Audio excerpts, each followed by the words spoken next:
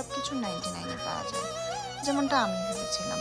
কিন্তু হ্যাঁ, এদের প্রাইসে 9 ফিগারটা কমন, বিকজ প্রোডাক্টের দামগুলো 229, 339, 449 এই ধরনেরই থাকে। যেমন প্রোডাক্ট তার সেরকম দাম।